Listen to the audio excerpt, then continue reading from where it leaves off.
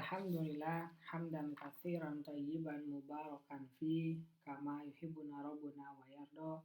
Asyhadu an la ilaha illallah wahdahu la syarikalah wa asyhadu anna Muhammadan abduhu wa rasuluhu alladzi la nabiyya ba'da amma ba'du.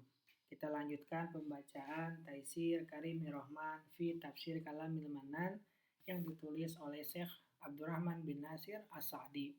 Masuk pada tafsir surat An-Nisa, surat yang keempat, ayat yang ke-11 sampai 12. Masih tafsir ayat ke-11, masuk pada bagian yang ketiga. Firman Allah, mimma taroka, dari harta yang ditinggalkan, menunjukkan bahwa seluruh ahli waris mewarisi apa yang ditinggalkan oleh seorang yang meninggal, berupa rumah, perabot, emas, perak, ataupun lainnya, hingga diat atau denda yang belum terlaksana kecuali setelah ia meninggal, juga hutang-hutang yang dipikulnya.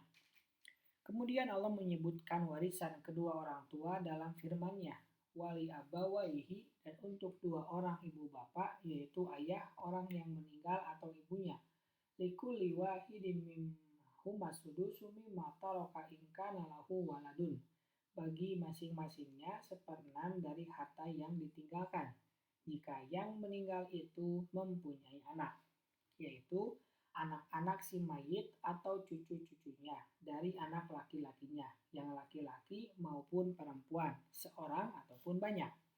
Adapun ibu, ia mendapat tidak lebih dari seperenam bersama dengan adanya salah seorang dari anak-anak si mayit. Sedang ayah dengan adanya beberapa anak laki-laki tidak berhak mendapat lebih dari seperenam.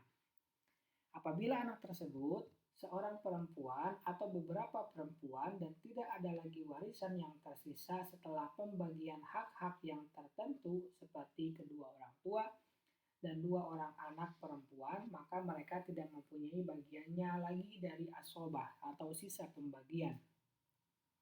Dan apabila masih tersisa setelah pembagian hak seorang anak perempuan atau beberapa anak perempuan, maka ayah mendapatkan seperenam karena hak tertentu dan sisa pembagian karena asobah.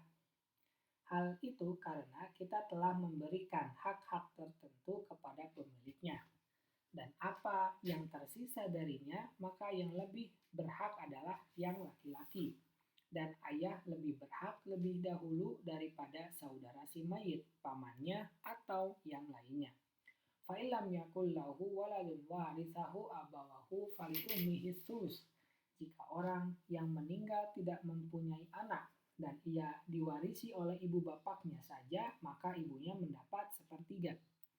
Maksudnya yang tersisa adalah ayah, karena Allah menyandarkan harta kepada ayah, sedang ibu hanya dengan satu kali sandaran saja. Kemudian Allah menentukan hak bagian ibu. Itu menunjukkan bahwa sisanya adalah hak ayah. Dengan demikian, diketahui bahwa ayah dalam kondisi tidak adanya anak-anak dari si mayit tidak memiliki hak tertentu.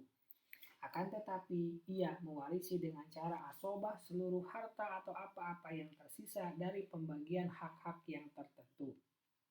Akan tetapi, apabila didapatkan bersama kedua orang tua salah seorang dari suami atau istrinya dan dari si mayit yang disilahkan dengan sebutan umariyatain, maka suami atau istri mengambil haknya yang tertentu, kemudian ibu mengambil sepertiga dari sisa pembagian itu dan ayah mendapat sisanya.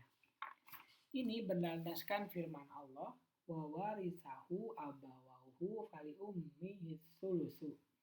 Dan ia diwarisi oleh ibu bapaknya saja, maka ibunya mendapat sepertiga, yaitu sepertiga dari apa yang akan diwarisi oleh kedua orang tua tersebut, dan itu terwujud dalam kedua kondisi berikut. Seperenam pada kondisi yang menjadi ahli waris adalah suami, ayah, dan ibu, atau seperempat pada kondisi yang mewarisi adalah istri, ayah, dan ibu.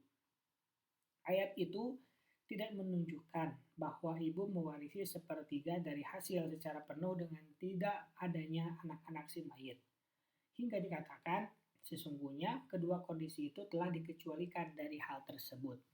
Dari penjelasan dari hal itu adalah bahwa apa yang diambil oleh suami atau istri seperti apa yang diambil oleh orang-orang yang memiliki hutang atas si mayit, yaitu diambil dari jumlah harta si mayit secara keseluruhan, dan sisa dari itu adalah hak kedua orang tua.